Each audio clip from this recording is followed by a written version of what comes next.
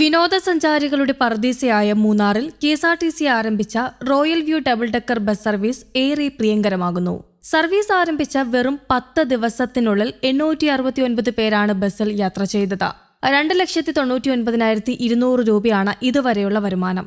എല്ലാ ദിവസവും 3 ട്രിപ്പുകളാണ് ഉള്ളത്. രാവിലെ 9 മണിക്ക് മൂന്നാർ കെഎസ്ആർടിസി ഡിപ്പോയിൽ നിന്ന് ആരംഭിച്ച വിവിധ വ്യൂ പോയിന്റുകൾ സന്ദർശിച്ച് ഗ്യാപ് റോഡിലൂടെ ആനയിറങ്കൽ വഴി ഉച്ചയ്ക്ക് 12-ന് തിരിച്ചെത്തുന്നതാണ് ആദ്യ ട്രിപ്പ്. തുടർന്ന് 12:30 പുറപ്പെട്ട് 3:30 തിരിച്ചെത്തും. അവസാനത്തെ ട്രിപ്പ് വൈകിട്ട് 4 മണിക്ക് ആരംഭിച്ച് രാത്രി 7 മണിക്കും തിരികെ എത്തും. 3 മണിക്കൂറാണ് ഓരോ ട്രിപ്പിന്റെയും സമയദൈർഘ്യം. മൂന്നാർ കെഎസ്ആർടിസി ഡിപ്പോയിൽ നിന്ന് ആരംഭിക്കുന്ന യാത്ര Lockhart view point, rock cave, Periya Kanal വെള്ളച്ചാട്ടം, ആനയിറങ്കൽ ഡാം എന്നീ വിനോദസഞ്ചാര കേന്ദ്രങ്ങൾ സന്ദർശിക്കും. കെഎസ്ആർടിസിയുടെ ഔദ്യോഗിക മൊബൈൽ ആപ്പിലും ഓൺലൈനായി ടിക്കറ്റ് ബുക്ക് ചെയ്യാം. ട്രിപ്പ് ആരംഭിക്കുന്നതിന് 1 മണിക്കൂർ മുൻപ് നേരിട്ടെത്തിയും ടിക്കറ്റ് ബുക്ക് ചെയ്യാൻ അവസരമുണ്ട്.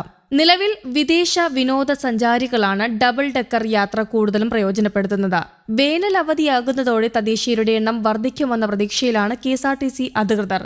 യാത്രക്കാർക്ക് പുറം കാഴ്ചകൾ ആസ്വദിക്കാൻ കഴിയുന്ന തരത്തിൽ പൂർണ്ണമായും സുതാര്യമായ രീതിയിലാണ് ബസ് സജ്ജീകരിച്ചിട്ടുള്ളത്. ലോവൽ സീറ്ററിൽ 12 ഇരിപ്പിടങ്ങളാണുള്ളത്. അപ്പർ സീറ്റിൽ 38 പേർക്ക് യാത്ര ചെയ്യാനും സാധിക്കും. ഒരു ട്രിപ്പിൽ പരമാവധി 50 പേർക്ക് യാത്ര ചെയ്യാൻ സാധിക്കും. ലോവർ സീറ്റ് യാത്രയ്ക്ക് 200 രൂപയും അപ്പർ സീറ്റിന് 400 രൂപയുമാണ് ടിക്കറ്റ് നിരക്ക്. അതേസമയം കോവിഡ് കാലത്ത് കൈവിട്ട ഗ്രാമീണ ഇടങ്ങളിലേക്ക് വീണ്ടും സർവീസുകൾ തുടങ്ങി കെഎസ്ആർടിസി രംഗത്ത്. ജനപ്രതിനിധികളുടെ ആവശ്യത്തിനൊപ്പം ജനങ്ങൾക്ക് പ്രയോജനകരമാകുമോ എന്ന പരിശോധനയും നടത്തിയാണ് ഗ്രാമീണ സർവീസുകൾ. കഴിഞ്ഞ ദിവസം മന്ത്രി പി പ്രസാദിന്റെ ഇടപെടലിൽ വയലാർ, എട്ടുപുരയ്ക്കൽ, കളവങ്കോടം, വളമംഗലം, തോപ്പുംപടി സർവീസുകൾ തുടങ്ങിയിരുന്നു.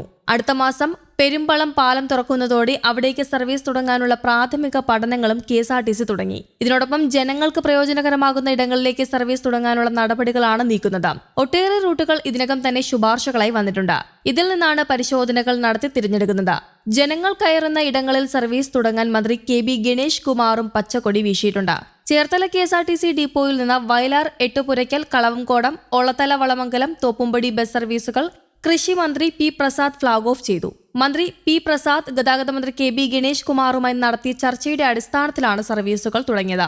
വയലാർ, എട്ടുപുരയ്ക്കൽ സർവീസ് രാവിലെ 8:10 ചേർത്തലയിൽ നിന്നും പുറപ്പെട്ട് എട്ടുപുരയ്ക്കലിലെത്തി 8:40 തിരികെ ആലപ്പുഴയിലേക്ക് സർവീസ് നടത്തും. ചേർത്തല, കളവങ്കോടം, ഒളതല, വളമംഗലം, തുറവൂർ, തോപ്പുംപടി സർവീസ് രാവിലെ 6:20 ചേർത്തല സ്റ്റാൻഡിൽ നിന്നും പുറപ്പെടും.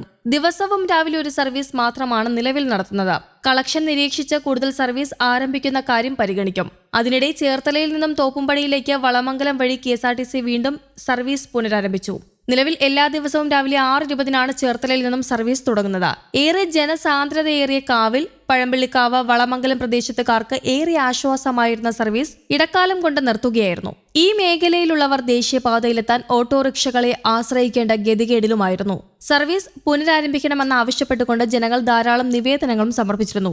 അതേസമയം 15 വർഷത്തിനുമേൽ കാലപ്പഴക്കമുള്ള 1261 ബസ്സുകൾ മാത്രമാണ് നിരത്തുകളിൽ ഓടുന്നതെന്ന് കെഎസ്ആർടിസി. ജീവനക്കാരുടെ സംഘടനയ്ക്ക് വിവരാവകാശ നിയമപ്രകാരം നൽകിയ മറുപടിയിലാണ് കെഎസ്ആർടിസിയുടെ ഈ വിശദീകരണം. News desk, Kerala Kaumudi.